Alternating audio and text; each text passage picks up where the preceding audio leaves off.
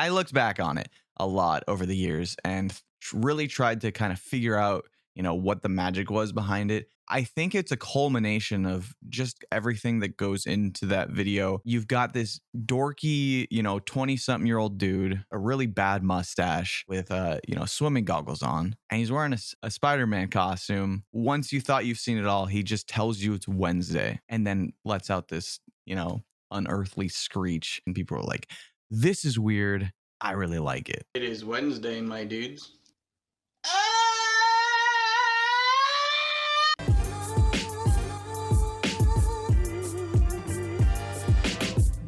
Today's episode of the podcast is sponsored by Sounder. And Sounder is the podcast host that I wish I had when I started my show. Because when you sign up for Sounder Plus, their premium offering, which is only $12.99 a month, you unlock so many incredible features.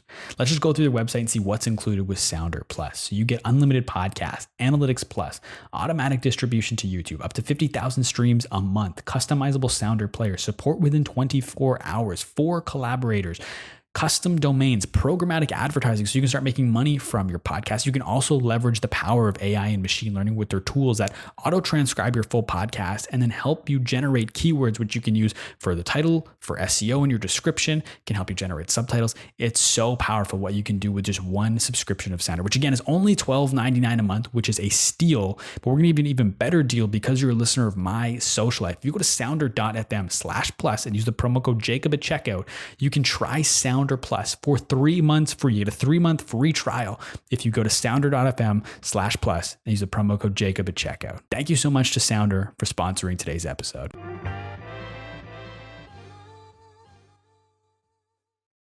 What's going on, everybody? Welcome back to My Social Life. This is the podcast where we teach you how to grow on social media by talking to people who have actually done it. People like Jimmy here, who has over 1.2 million subscribers on YouTube. Jimmy, welcome to the podcast. Thank you so much. Thanks for having me. I'm excited to get into it. I'm excited to get into it as well, man. And where I want to start, I want to go back. I want to go back far. Let's talk about iFunny before we even get into YouTube. So that's where you started on in social media, if I'm not mistaken. Yeah, I think iFunny is the first platform that I started kind of uploading, reposting memes and uploading just random text things or video game stuff, and where I first started getting a few followers. And I mean, they didn't follow me for any content that I necessarily made, but it was kind of just like, oh, this guy's posting memes I like. Cool. I'm gonna give him a follow. That's how iFunny was. It was memes and League of Legends stuff, wasn't it? It was. Yeah, I started off originally posting League of Legends content, League of Legends memes, asking people questionnaires like, what's your favorite champion in League right now? And even at one point, I had my account based off of a League of Legends champion. I was doing rap battles as the champion, really cringy stuff, but it was fun back then, and that's where I think that's where I first got like my 100 followers, my first 100, and that was mind blowing to me. I was like, how could 100 people want to see what I'm posting? So, because that was back in like 2010, 2011-ish. I don't know if it goes back that far. I want to say iFunny, I want to say started posting in 2013 or 14. I don't think it went back as far as 10 or 11. So does that mean then you were streaming before iFunny? Because you did some early like League of Legends stream on Twitch, right? Yeah, I streamed off of my really shitty laptop in my college dorm back in, I think, 2011 or 2012. I think I streamed League of Legends for the first time to, 0 viewers, just because I saw other people doing it. And I was like, wait, I can garner an audience of people that just want to watch me play games. This is crazy. I was always, a little bit of a class clown and loved the attention in school. So it was natural to me. And you stuck with the streaming for a little while, right? Like, so you started probably in that same 2012, 2013 range, and you were doing it until around 2014, I believe. And then you kind of had to dial it back to work full time, right? Yeah, I did. So I was doing some casual streaming and things were actually kind of picking up. But then after I'd gotten married and was working full-time job to, pay for the apartment and everything, I did have to dial it back. But I mostly just did League of Legends content back then. Who wasn't on Twitch?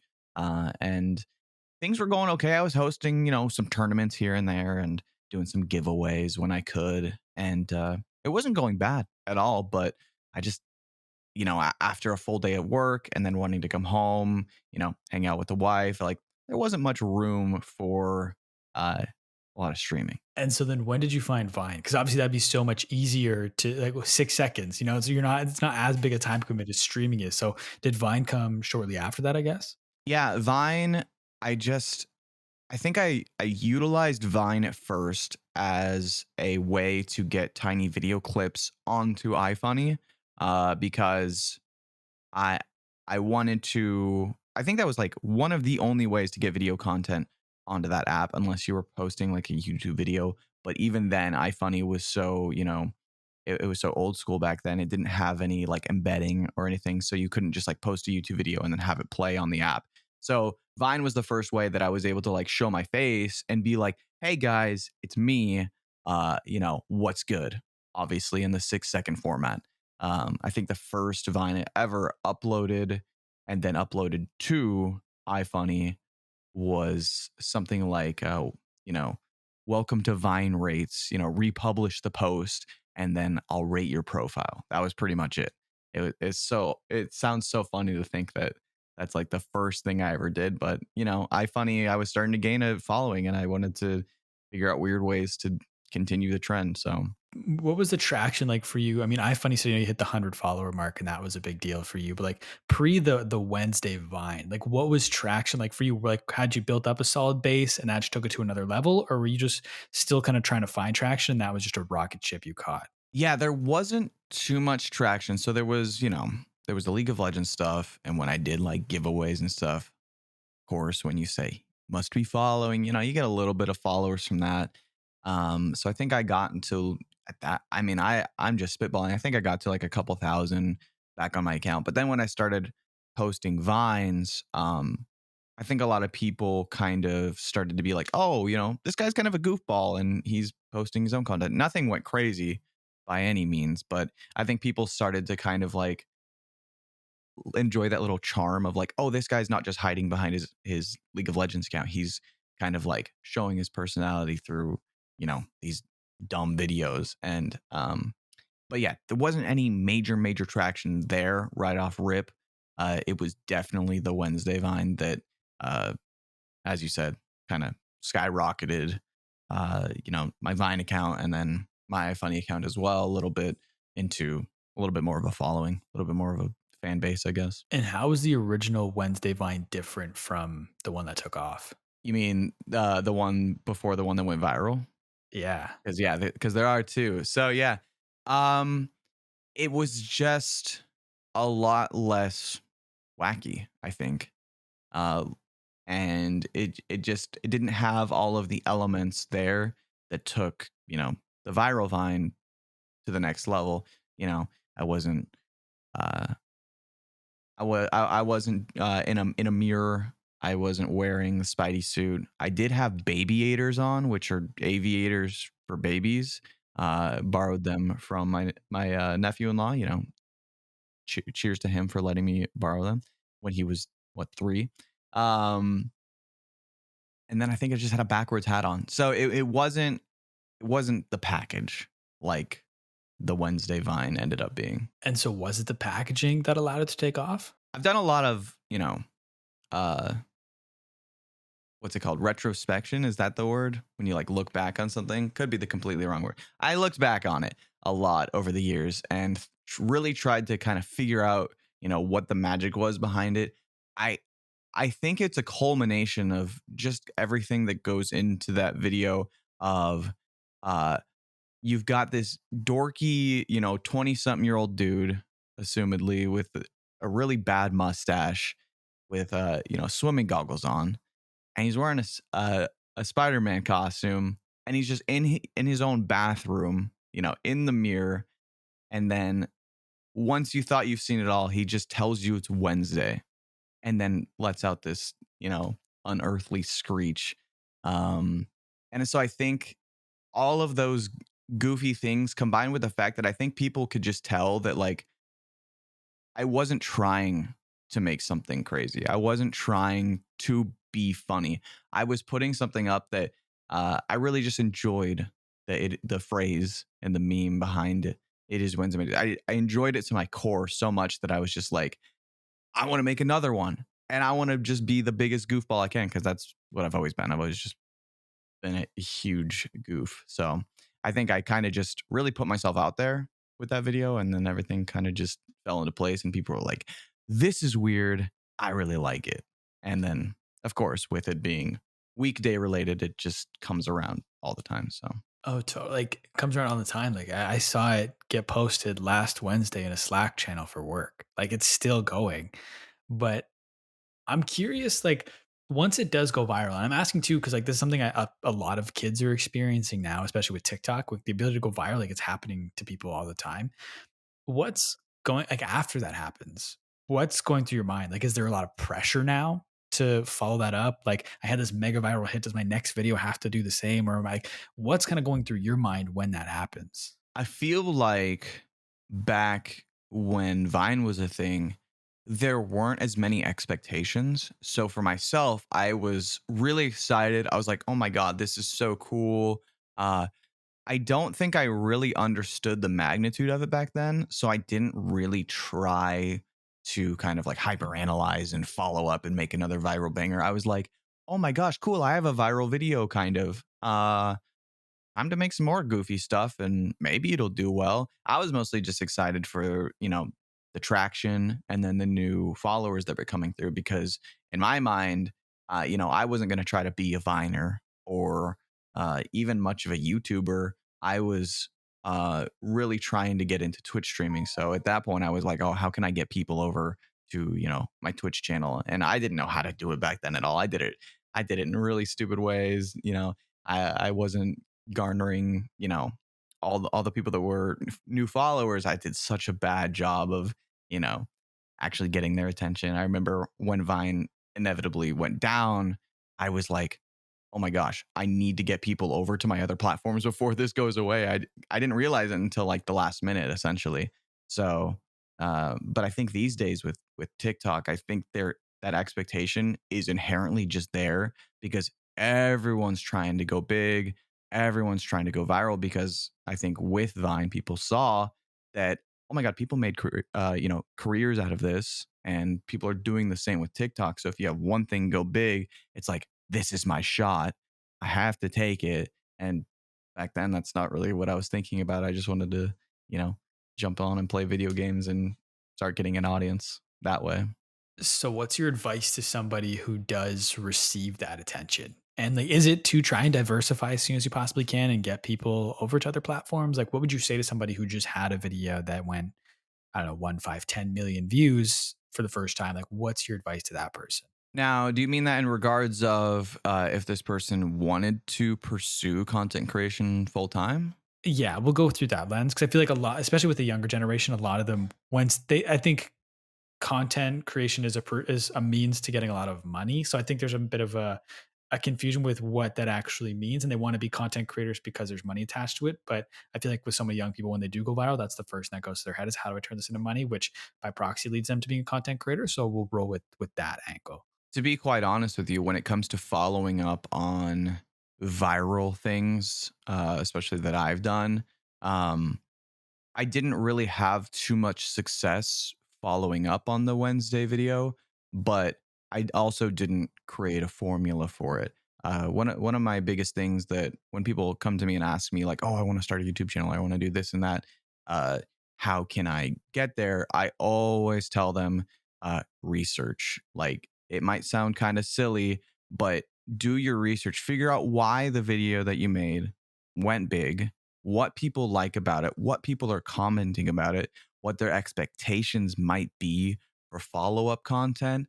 And then once you've kind of got a really good idea of that, figure out what you want, because obviously you don't want to pigeonhole yourself into something that sucks. And then once you figured out all those things, it's time to start writing. I don't really do too much actual physical writing myself, but if you're trying to replicate a formula or use formula A and push it into formula B and continue that growth, you really need to know why it happened and uh, how you're going to kind of attempt the next one. Because I think these days, there is a lot of viral videos that are just naturally spawning, but there's also a lot of viral videos that people put tons of time and effort into, and they kind of figured out the formula and they go big with it.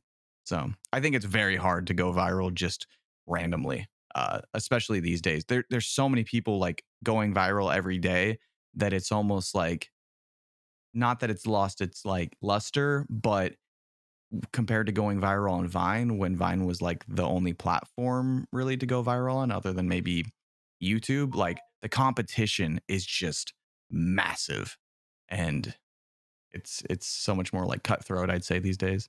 Part of that too, like with the going viral thing and like being able to study it, I think something that trips up a lot of people is they go viral for a random video that doesn't fit the type of content they're trying to make. And then that trips them up where the rest of their videos aren't getting views, but it's because the content they're normally making isn't like what went viral. So like how important is it to kind of create content within like sticking to a niche and creating content within that?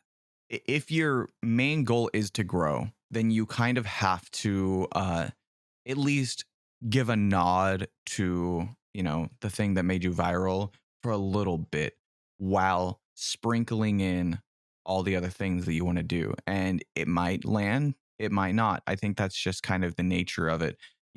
When people have seen one thing and they attach, a person to that association, if they come out of left field with something completely different and it just doesn't land, they're going to be like, oh, well, at least their first one was good, kind of thing. So there really is, I think, a sweet spot of not milking a certain video or a certain type of content, uh, and then also putting a little bit of what that was into maybe your next upload, just to kind of keep it fresh in people's minds, keep that same spark there while diversifying. It's a really, I think, difficult thing to do, is depending on, you know what the viral video was, or what you were successful in. But if you do it right, you can really, if people come to expect a certain thing out of you that continues to shine like the viral thing did,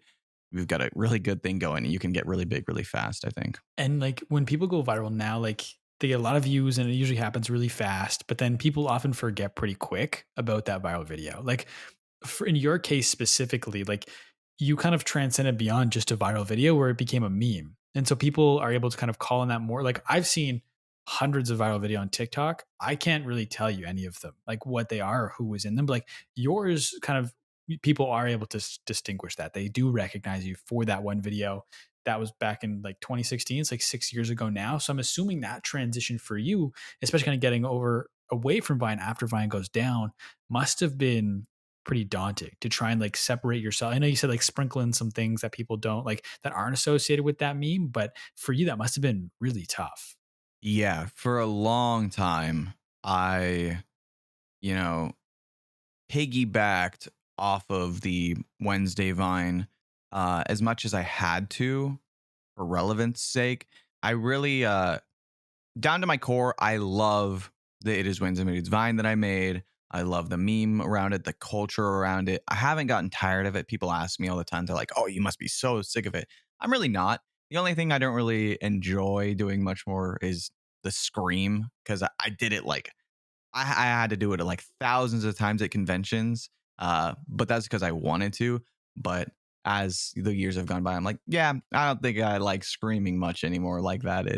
I'll do it when I have to, and I'll do it for the fans, but not a big screamer these days. But when it comes to like breaking out of the Wednesday Vine as like who who I am and what kind of content I make, it has been an extremely long journey, and making a name for yourself outside of where, your reputation literally precedes you. Like, there are millions of people around the world who know of me, but then when I say, hey, here's who I am today, you know, getting them to look past, oh, it's the Wednesday guy, is still a daunting task to this day, even with my, newfound success on YouTube, being a completely different formula and everything like that. But yeah, that's one thing that, even my manager can attest to is getting me past the, hey, that's the Wednesday guy. And it's been a wild journey, and I still look back, on everything very fondly, but it's not necessarily who I am anymore or what kind of stuff I do anymore. So And there's probably, like, correct me if I'm wrong, but there's probably a decent percentage of your audience now that doesn't even realize that that's like that's where you got your quote unquote start. Like, I know I find everything, but like that's where the first kind of pop happened for you. And so that's just proof in the pudding that what you're doing is working. And you're like, because you're not just relying on that one video. I believe it's your YouTube banner, right? So people that would know that Vine will recognize it. But like for the most part, it's not really a part of the brand anymore, is it? no, not really much. Occasionally I'll do a TikTok that has the Spidey suit in it just to do a throwback. Um, and yeah, it is in the banner, but it's very low key these days. Um, yeah, it's the banner. I think for new people coming to my channel, the Vine is still the first thing that plays just to make people be like, "Oh, no way." And then yeah, other than that, no, I don't pop the goggles on, really. I don't pop the Spidey suit on.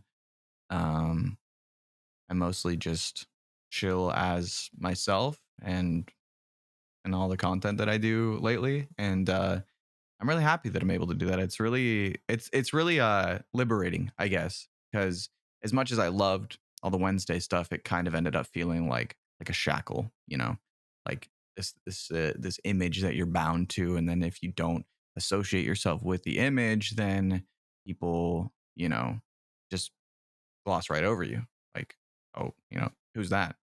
And then when you're suited up, it's like, oh, it's almost like a superhero thing, right? But it's my job. And it wasn't really like, correct me if I'm wrong, but it wasn't that long ago that you started fully creating without the goggles on, right? Like probably last year and a half, 2 years, probably. Like, so it was a significant period you created with those still, right? Yeah.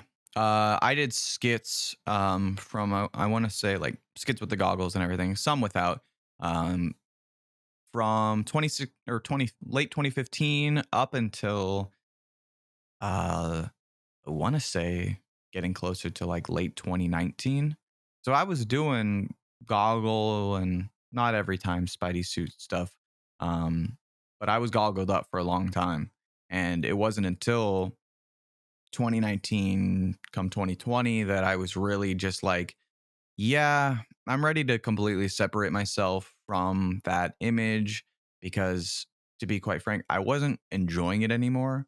Whenever I was making those skits, whenever I was making those videos near the end of the run, I just my heart was not into it. I felt like it was an obligation. I felt like, the skits and things like that, they just weren't what was enjoyable to me anymore. Some of them were fun. I like, making videos with like my wiener dogs and stuff. But what I really loved doing was interacting with community and like live streaming, and those obviously go hand in hand. That was what I loved. And so then once I, found what I'm doing now with the you laugh you lose stuff, uh, it really all came together, and I was like, oh my god, I don't have to, you know, do what I've been doing this whole time. I don't have to do what I thought I had to do to be successful. I found a new, avenue that really speaks to me and really helps me feel like me again, which was really important. So between that period of like late 2019, where you're kind of done with the content you're creating at the time, before kind of finding and perfecting the you laugh, you lose content, how close did you get to quitting kind of in between those two things? Like, I know you were seriously considering doing social media management and just stopping creating content altogether. Like, how close or how far along that path did you walk before giving kind of the you laugh, you lose the last go there? Dangerously close. I was going through a lot. 2019 was not an amazing year for me. You know, TikTok was doing all right. I was having some bangers usually when I put on the Spidey suit. But I don't even know if TikTok was paying back then, and still to this day, TikTok as a platform doesn't pay very well.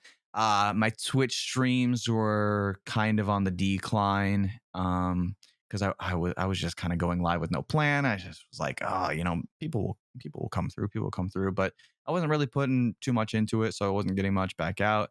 And then YouTube was just, I never really had anything hit.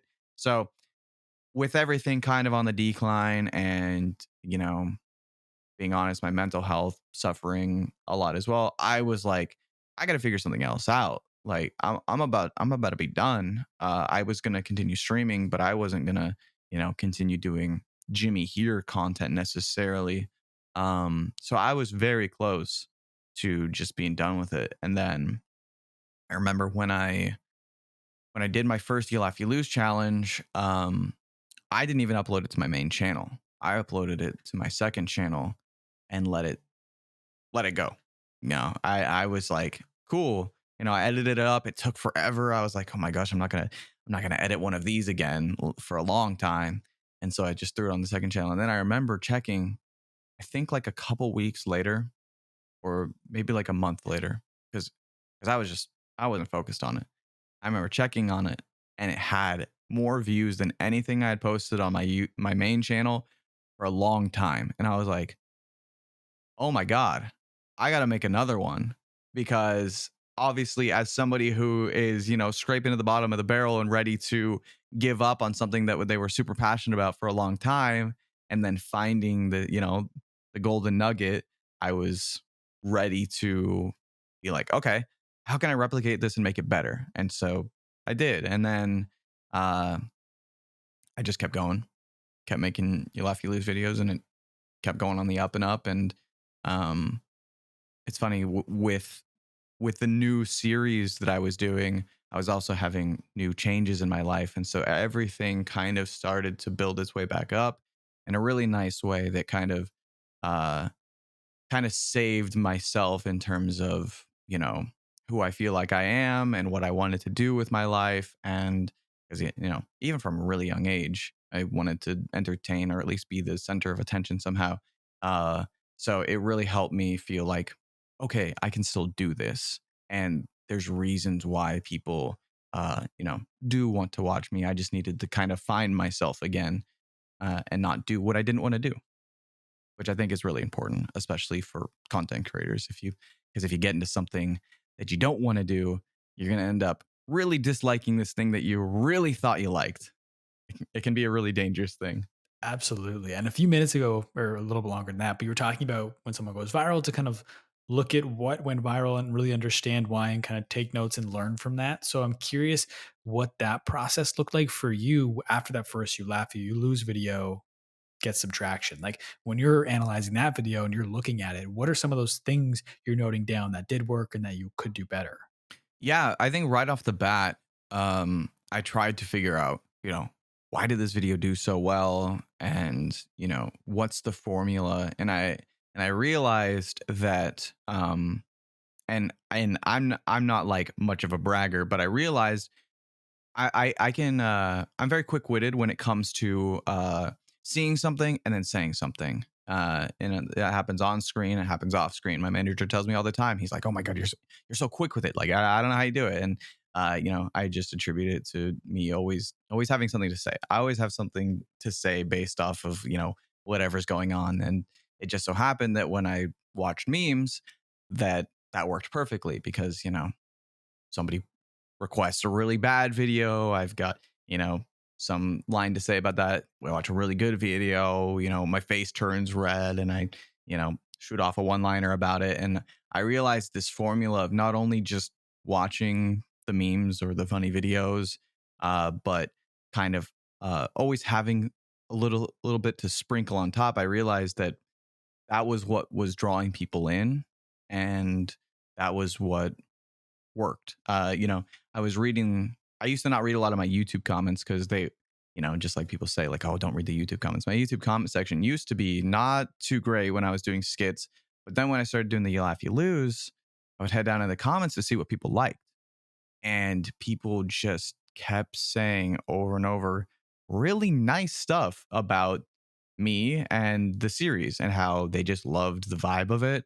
and how it was their favorite You Laugh You Lose series. And so I kind of was jotting down mental notes and figuring out like, okay, this person really likes this. Okay, I gotta add a little bit more of this in, and then it became this thing of like as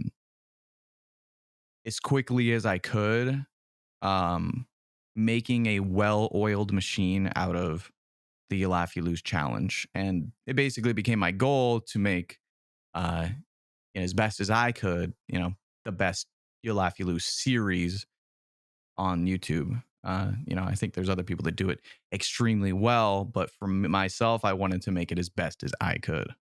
So that ended up being my goal, and it continues to be my goal to this day. So, what are kind of like the core pieces of that well oiled machine? What allows you to make it kind of the best series you can possibly make it?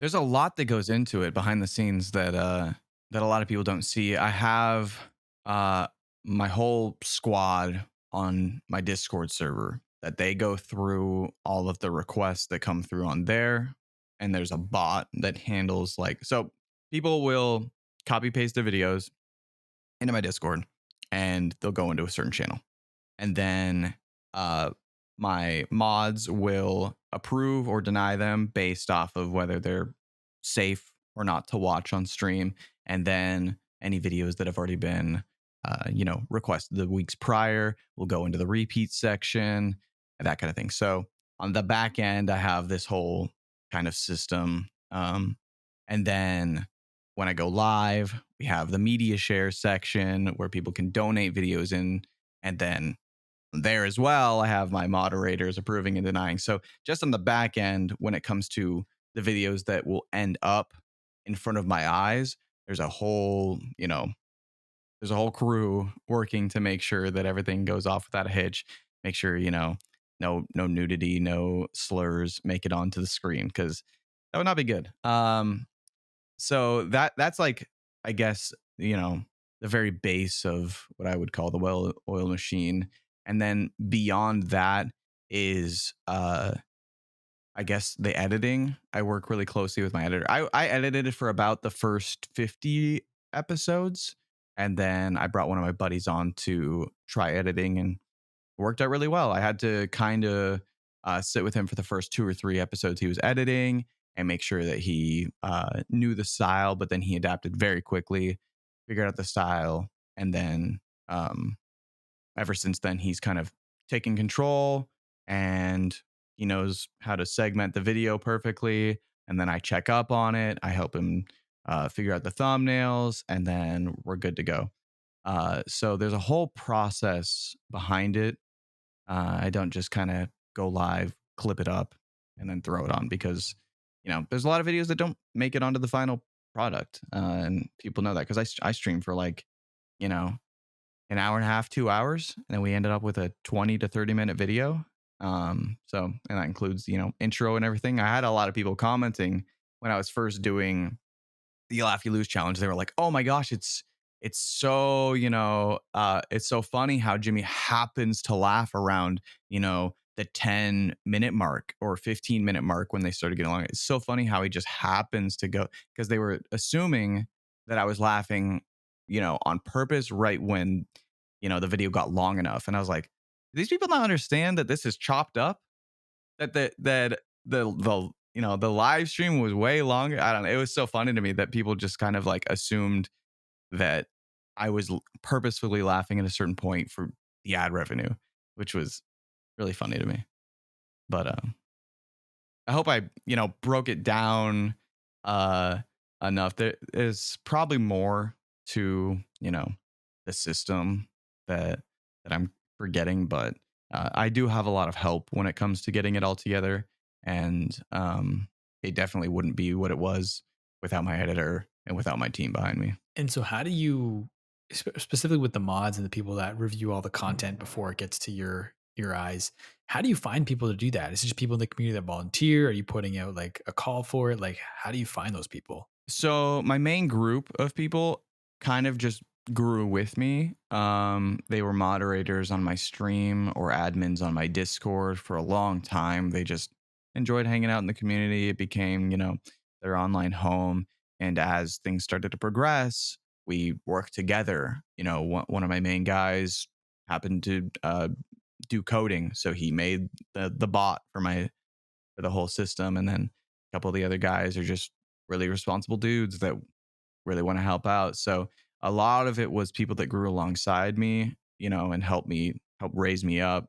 Um, but then we also have had other people come in, you know, after the success and kind of vetted them, made sure they were chill, made sure they, were ready to follow the rules and everything. And then when it comes to people that are, you know, just on the squad to approve and deny videos, that kind of filters all the time. I actually just yesterday put out a new form like, hey, if you want to help approve the videos, it's a volunteer thing, but if you want to be a part of like the behind the scenes process, then feel free to fill out this form. So it's kind of just like this fluctuating group of people in that section. So it's there's no major formula in terms of who I have on my team, but a lot of the people that I had help me out with the smaller things early on are helping me with the big things now, and it's really cool to still have those people because most of them I consider really good friends. No, absolutely. And then with the editing, I'm curious, like, so you how long you said, but an hour and a half, 2 hours? That's how long you stream for usually? Yeah, the life you lose, unless it's going to be like a really big event, ends up being approximately an hour and a half to 2 hours of recording. Yeah. And so when you're chopping that down into a 10, 15, 20, 30 minute video, I know you don't do the editing more, like you said, but when you were editing, what are some of those things, like what determined what made it into the cut down for YouTube and what determined like what didn't? Especially early on, there was a lot of I want to say good videos and not so good videos, because I think over time people have started to understand what makes me laugh. And so when the series was fresh, there'd be a lot of hits and a lot of misses. And so usually when I would go into editing, um, I would cut out. I think that's what the videos actually used to be shorter. Now that I think about it, I would cut out a lot of the content that would have little to no reaction from me, or just wasn't funny, or maybe if it was kind of off-putting.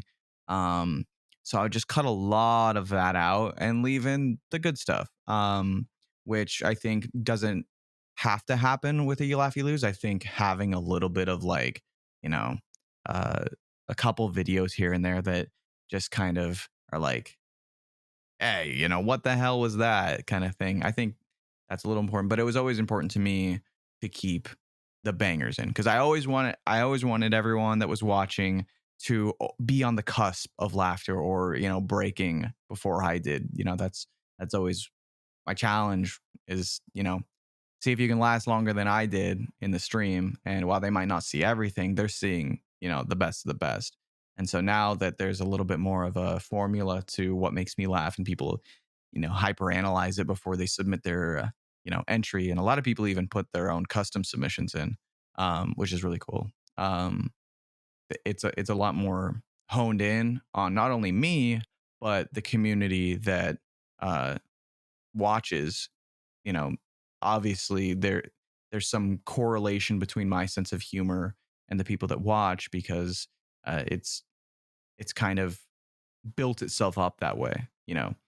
The videos that I find funny make it into the video, and then if people think they're funny, then they join the community, and then it just keeps ramping up. So that's why I think the videos are longer, because we just get better video entries now, which is great. How do you balance creating that or having that content that you're laughing at, that your community laughs at? Kind of like, how do you balance having jokes and memes and stuff that are inside jokes versus stuff that are more kind of commonly that could be laughed at by anybody?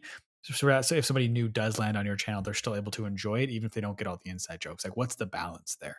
Yeah, that is one thing that I had to kind of address at one point with my community. There was a point in time where people were either submitting the same kind of meme over and over, or B, submitting more inside jokes that uh, were pretty funny, but to a new viewer might not be. So I kind of had to like address that at one point and be like, hey, love the edits, love these things, but uh, I want to make sure that new viewers can understand what's going on, and will think that the submissions are funny.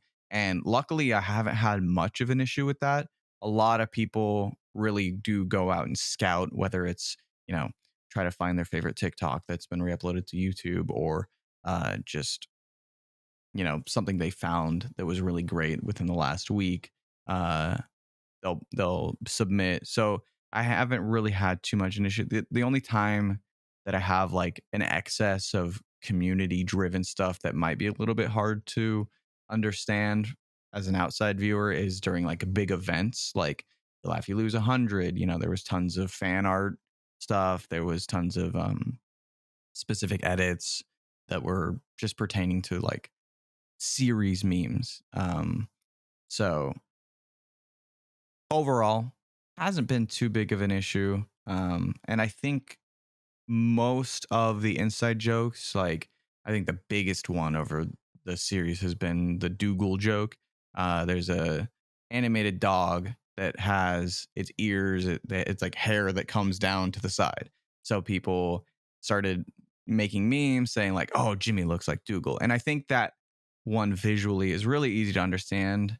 Is a really big inside joke, but it's also a new viewer is going to be like, "Oh, I get it," instantly. And to my viewers, no, I don't look like Dougal. And so you said so a lot of the inside jokes came from that You Laugh You Lose 100.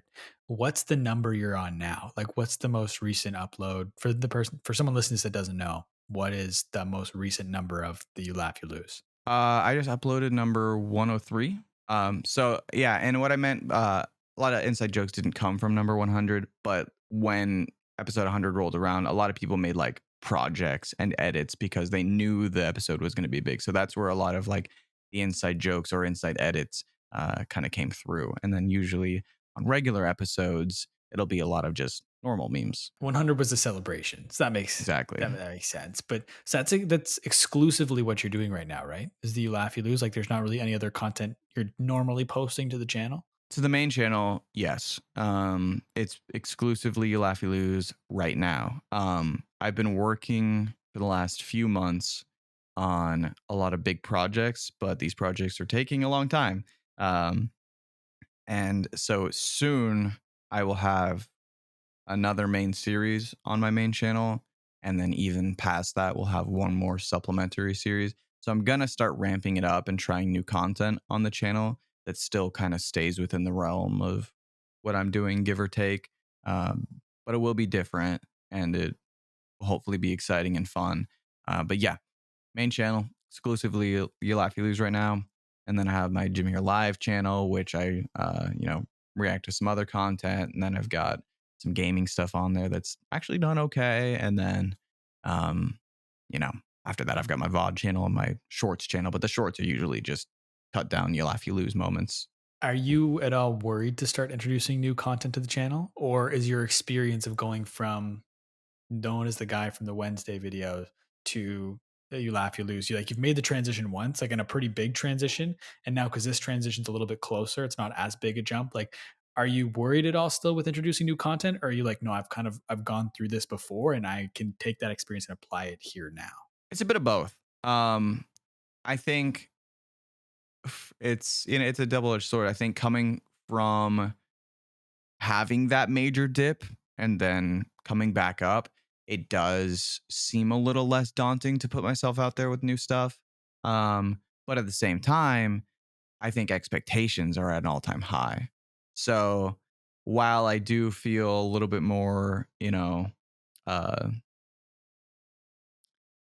battle worn at this point and stuff will affect me a bit less intensely, I still want to I still have those expectations and I have those things that I want anything else that I put out to either come close to, match, or just transcend what I'm doing now, because obviously I want to make content that makes my community happy, make them laugh, make them entertained. And so it would be a big bummer to put something out and have it just be a total flop. But I think I still got my You Laugh You Lose to fall back on at this point. Not that I want to necessarily, just default to it because I have to, but because I still love it. And so it kind of alleviates the pressure. Like, at the end of the day, I love making the You Laugh You Lose. And I've got the You Laugh You Lose as my main squeeze. So I have this wiggle room to try these new projects And if they succeed, awesome. If they don't, it was fun because it has been fun, crafting them behind the scenes. And I've got I've got a team behind me now that is helping me formulate all these things. I've got people with more analytical minds. I've got people that can help me, look outside the box. And so when we're making these projects, we're kind of making them with the anticipation that they will do well. There's always a fluke. There's always the chance that it doesn't, but we're doing our best to be like, yes, this will be watchable and enjoyable and potentially succeed really well. And do you have a timeline ish? I know you can't give away too much because it's not out yet, but do you have like a rough ish timeline of when you're hoping, not a guarantee, when you hope to kind of put it out? I want to say I want the second series to come out within the next month or two. But I think I've been on a plane probably like 6 or 7 times already in the last 2 months. So that's what's really been holding it back. And then I'm going on another trip, probably in a week or two. But then once I get back from that, it's basically go time.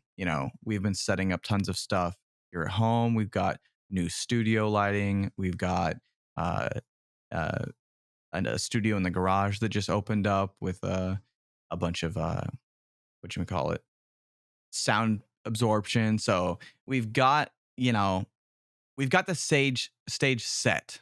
We just need to execute when things cool down a little bit. And so yeah, I would say about a month or two, we'll see, my first dive into the second series for the main channel. And then we'll get into a little bit more. And then there's also things that I can't talk about. We have, oh my gosh, it's kind of crazy. We have like 6 projects that are in the works, but it feels kind of bad to still only have the You Laugh You Lose right now, because I'm like, guys, I promise there's so many big things that are about to drop, but you gotta wait. So it's really exciting, but it's also like I'm busier than I've ever been, but I'm still only uploading the You Laugh You Lose basically right now, other than my live stream content that's being chopped up as well. So it feels like I'm putting in all this work, but I haven't seen the outcome yet. But once it comes out, I think it's going to be like really big deal, really exciting. One of the things I actually can talk about is one thing that did come out during You Laugh You Lose 100.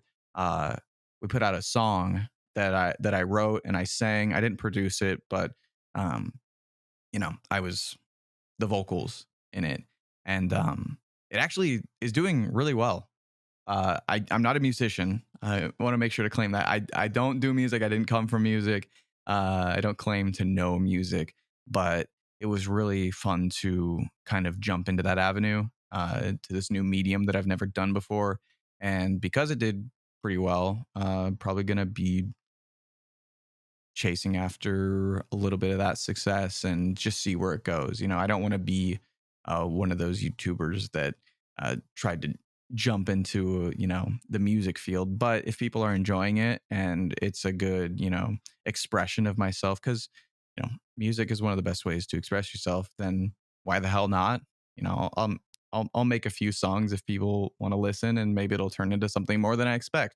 I don't expect it to, for sure, but it's fun. So that's another one of the projects that we've got going on. Takes up a lot of my time. That's awesome though. But for clarification, there won't be any. You're not bringing diss tracks back or anything to YouTube, right? That's not in the schedule, but you never know. But how do you kind of balance? So right now you got the You Laugh You Lose, you've got music, you've got these 6 other projects you're working on. How do you kind of balance everything and make sure everything's getting the appropriate attention it needs? It's a tightrope walk almost every day. It's like I'm not very good with my time, so I have people that are behind me that are good with handling my time and will kind of hound me to get stuff done. I really would not be nearly as productive if I didn't have people that were in my stands cheering for me. I really owe a lot of what I'm working on and what I'm doing now to a lot of my team behind me. And so while that's also kind of daunting to have people behind you with a lot of expectations of you, it's also really nice because these people believe in me. And so when it comes to uh, keeping my schedule balanced or getting what I need to get done. It's a lot, but I know I'm not alone in it, and so that's kind of nice. I still don't get nearly as much things done as I probably could be getting done, but I'm getting there. I think that's everyone. So I wouldn't beat yourself up too much with wanting to do more than you're doing. But to me, kind of from the outside looking in, it sounds like you've done a really good job of cultivating a good team behind the scenes. And you also, like you mentioned a little earlier, of cultivating a really strong community. So I think no matter what the outcome is, like you've built such a strong community that supports you, like not the content, they support you as an individual, that no matter what happens, they're still going to rock with you. And so that's not a common thing though. Like to build a solid community like you have is very, very rare, especially when you mention like there's not really any hate comments in your videos. Like Well, they're not, but there. like they're I know what there, you but there's mean. not a Yeah, ton, right? Like yeah. your comment section compared to someone else's is dramatically different. So like There's a how ton of have positivity. It's crazy. it's wild. I know like the Discord model for like 5 years has been good vibes only, and that's what's going on. It's like, how have you accomplished it? I know having that as a motto is one thing, but that's you got to have more than just a motto for that. So how have you done that? It's gonna sound super cheesy, but that's kind of just that's kind of just how I am. I feel like a lot of people, even through a camera, can tell who a person is and what they're all about. And unless you're like, an A-class actor that puts on all the time, your who you are is going to shine through despite however you try to, push it down. Uh and so I'm just me when I'm on cam. Obviously, I'm a bit more exaggerated when I do my laugh you lose, but when it comes down to like my fundamental, beliefs of how, people should be treated and what kind of content that I should be posting online, I try to stick around what's important to me, which is, feelings of inclusivity, um, trying to bypass all the crap in the world and try to put a smile on people's faces, especially these days, with the world seemingly falling apart. It's really important to me to give people a space to uh escape, uh not in an unhealthy way, but in a way that reminds people to smile. And that's kind of always what I've done when even when I first started streaming. I always just wanted a place for people to be able to chill and not feel like, they'll be judged or attacked or shamed for anything. I've never allowed any kind of bullying or harassment in my community. It's just I never let it fly. And then when it comes to, the positivity, I think I always try to, have this aura of like, and it sounds weird, but I try to put on this aura of like, you know, here's a reason to smile kind of thing. And not everyone's going to find me funny. Not everyone's going to pick up those vibes, but I think a lot of people do. And that makes me really happy because, I see it almost, I see the comment section, almost as a reflection of like myself in terms of people can see what I'm about. People know that I actually do want to make them laugh, want to make them smile. I'm not here for a paycheck. I'm here because I found something that I absolutely love doing, and it works perfectly in sync with who I am because I love entertaining and I love making people happy. So I think it's a whole system that just kind of like the community, I think almost kind of built itself off of that because people are attracted to, what they like. And if people love positivity and, people are maybe hurting and things like that make them feel better, having a good laugh, then I think that's just kind of what's going to build itself naturally. And is it a different audience on YouTube and Twitch, or is it the same? I'd say it's a lot of the same. I have a lot of YouTube watchers come check out my stream for the first time. I see it all the time. It's, Twitch has a thing that says first time chatter, and I see it constantly. But there is also a kind of more dedicated side to the Twitch watchers that is a little bit different. I can tell, especially when somebody's subscribed for 2 years now. They might have joined in at the beginning of Laugh You Lose and just been like, dang, I love this community. I want to stick around. And uh, so when it comes to how everyone kind of is and acts, though, there's a bit more banter on the Twitch side of things because it is a little bit easier to, when I can see the chat, for somebody to say something like not in a super hurtful way, but they'll roast me in the chat on Twitch much more than they will in the YouTube comments because YouTube comment, you're putting one thing there and it's sticking. And if you put something that's doesn't hit the same or is kind of like off-putting, I might read it a little bit differently because you wrote something on the wall rather than something that's just going to fly by. So the banter's definitely there with the Twitch chat, and I think the wholesomeness is just the thing that takes over in the YouTube comments. But there is a lot of wholesomeness in Twitch chat too. Of course. And so is the funnel kind of like people now for new people, they find you through the YouTube videos and come over to the Twitch channel? Or is a lot of people finding you through Twitch and going to YouTube? Like what's that funnel kind of look like? I would say it's mostly the YouTube community that is the main, bulk of the funnel. And then there are people that do find me on Twitch though, but it's mostly from YouTube. And one thing that I was wanting to do for the longest time that I couldn't figure out is I always wanted a system that fed into itself with, somebody discovers me on one platform and then they feel almost obligated to go check out the other platform and then the other platform. So my big three would be YouTube, Twitch, and then Discord. That's why right at the beginning of my YouTube videos, I always say, catch me on Discord, catch me on Twitch. And then people come over to the Twitch channel and then they might, filter over into the Discord. Then once they're in the Discord, they get notifications about the Twitch channel and the YouTube. So it all cycles within itself. And that's something that I struggled to build for a really long time. But this series has really done that. And YouTube definitely is the big, opener for all of that. I know another thing I've heard you say in the past that you've struggled with is like that question of like, why do I deserve this? Like, why do I, of everybody that's trying, everyone wants to be a content creator. Why am I having success? Like, is that still something you struggle with? Something you still ask yourself often?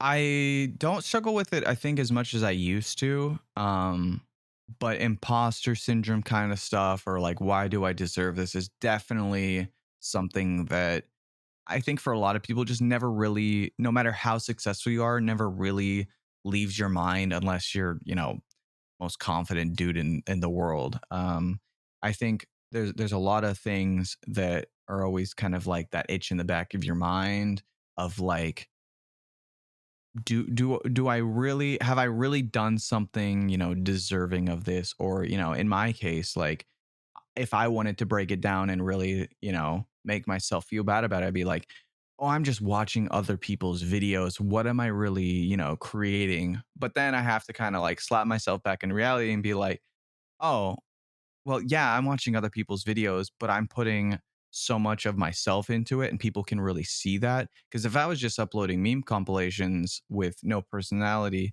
it might get a bit of views, but the community that I've created tells me completely otherwise. The people that tell me, you know, I'm so grateful for X and Y, or this thing that you said or did was so funny. So it's a little bit of myself that I pour on top of everything, that when I get that feedback, I know that it's not just me watching videos, it's me creating a challenge, a community, a whole, subset of inside jokes that, uh, you know, I'm like, okay, I'm actually making something here. I'm actually kind of creating something. And especially with the new stuff that I'm going to be working on, uh, it's much more of an individual creative process rather than banking necessarily on other content. So there is a lot of stuff that I deal with on the daily with that, but the people behind me really help me feel special, help me feel like what I'm doing is above and beyond just copy paste, and that really helps me kind of feel more grounded when it comes to like confronting my success, I guess. Absolutely. And like I've done, this is my 185th interview on this show. And like no one has grown anything significant, whether it be a business or a following, by accident. Like, it doesn't happen. You don't get to where you are undeservedly, but just making it up. Like, there's a reason you are where you're at. And I'm curious how often, I know you kind of talked about you like to look back. How often do you look back on everything, from that guy that was posting on Vine to get clips on iFunny to where you are today? I don't look back too often. I definitely, appreciate what it was and what I was doing and what I learned. But I also, when I look back on kind of the fact that I was such a novice, and there's nothing wrong with being, bad at doing something. But I guess in a way, when I see some of my older content, it's almost like one of those things where, I just want to shake myself and be like, what were you doing here?